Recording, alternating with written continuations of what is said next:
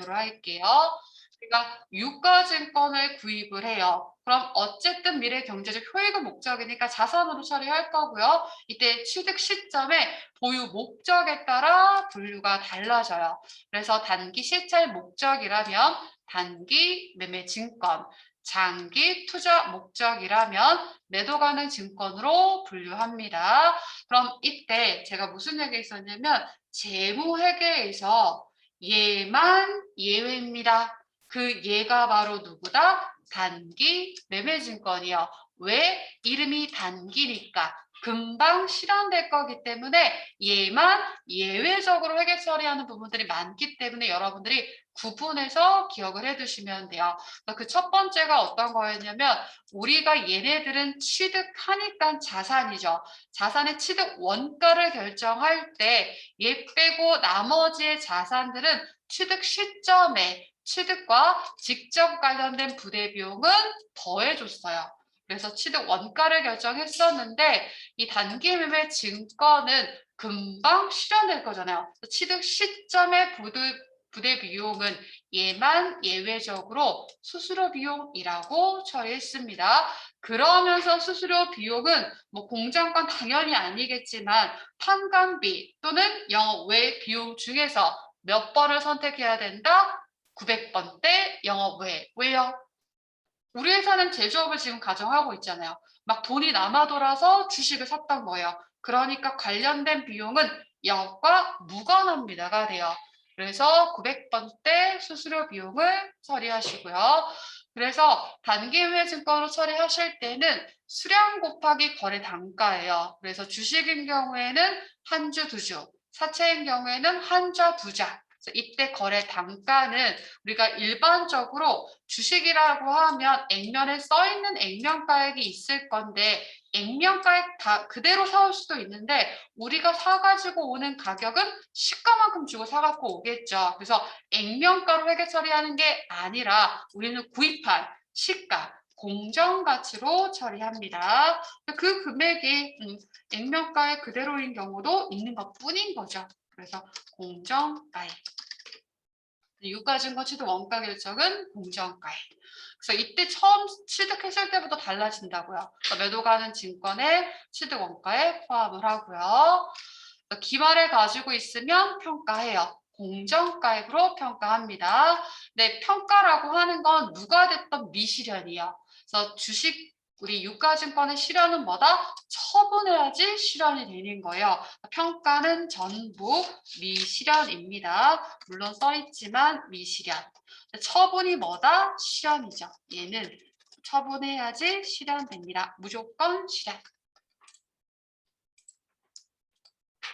그래서 미실현이지만 예외적으로 단기 손익의 반영. 그래서 얘도 역시 영업과 무관하니까 우리는 손익계산서에 있는 영업의 손익으로서 몇백 번대, 900번대 단기매증권 평가 손실, 단기매증권 평가 이익으로 처리했고요. 원칙에 따라서 매도 가는 증권은 미실현 보유 손익으로서 단기 손익에 반영 안 해요. 그렇지만 우리 자산의 변화가 있었잖아요. 그래서 조용히 내 주머니에다 반영을 해요. BS의 주머니, 기타 보관손익 누계. 얘는 무슨 항목이다? 자본 항목이요. 여러분들이 이 재무회계 파트에서 이 코드를 익히는 것도 되게 의미가 있어요. 영업과 무관한 거는 900번대고요. 자본의 코드는 300번대예요. 그래서 얘네들은 300번대. 뒤에서도 활용을 할 거니까 자본 코드가 300번대라고 하는 거 또 체크를 해두세요. 자본금이 331이에요. 300번대입니다. 그럼 보세요. 우리가 단기외증가 사갖고 100만 원에 사갖고 왔어요. 얘가 120만 원이 됐대요. 120만 원. 그럼 이때 20만 원은 단기 바로 잘난 척 해버렸죠. 120만 원짜리가 됐어요. 그럼 얘를 내년에 만약에 팔아요. 그러면 장부가액은 지금 120만 원. 150에 팔아버린대요. 그럼 우리는 30만 원만큼 뭐가 나요? 처분 이익이 나오겠죠. 그럼 이 30만 원의 처분이익은 누구랑 비교한 거예요? 장부가액이랑 비교한 거죠. 왜? 우리가 100만 원에 사와서 120만 원이 됐잖아요. 그 20만 원은 당기손익에 반영했으니까 요거랑 비교를 한 거고요.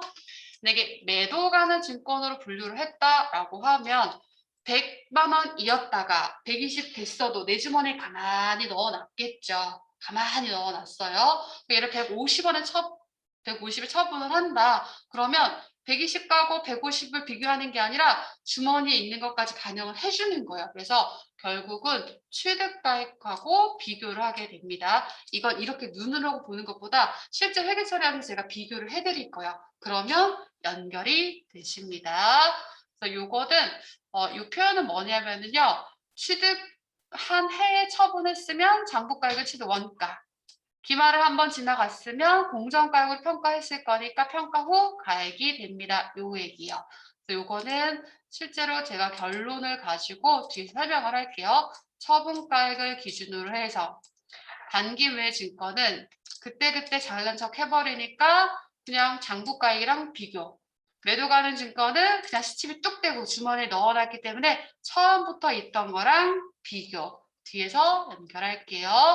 취득 시점에도 우리가 증권거래 시장을 통해서 사오다 보니까 어떤 수수료들이 발생하죠. 처분할 때도 마찬가지예요. 처분 시점에도 증권거래 수수료가 발생합니다. 증권거래 수수료가 발생한다라고 해서 우리는 수수료, 비용이라고 처리 안 한다고요. 왜? 주대상 거래도 아니잖아요. 그러니까 별도의 비용이 등장하는 게 아니라 처분 시점이죠. 우리가 처분 손실이 있을 수도 있고 처분 이익이 있을 수도 있죠. 그러면 처분 손실이 있었는데 안 그래도 손실인데 비용이 발생했어요. 비용이 늘어나죠. 처분 이익이 있어요. 그러면 이익이 있는데 비용 발생하면 이익은 줄어들죠. 그래서 부대 비용은 처분가액에서 처감합니다. 처분 이익이 있었다면 처분 이익은 줄이면 되고요. 처분 이익은 줄어들고. 처분 손실이 있다면 처분 손실은 늘어날 겁니다. 이렇게 하시면 돼요.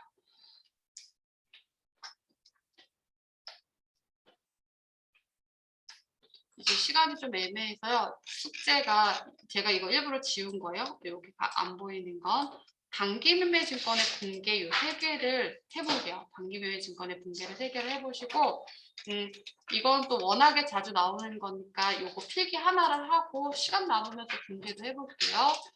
제가 워낙 자주 나오는 거니까 방금 했던 얘기를 정리이기도 해요. 우리가 얘네들을 평가하는 평가 손익도 있고요. 처분하는 처분 손익도 있죠. 얘네는 누구? 단기 매매 증권과 매도 가는 증권. 단기 매매 증권 평가 손익도 있고 매도 가는 증권 평가 손익도 있죠. 단기 매매 증권 평가 손익은 여기다 다시 써보면 평가는 뭐다? 미실현.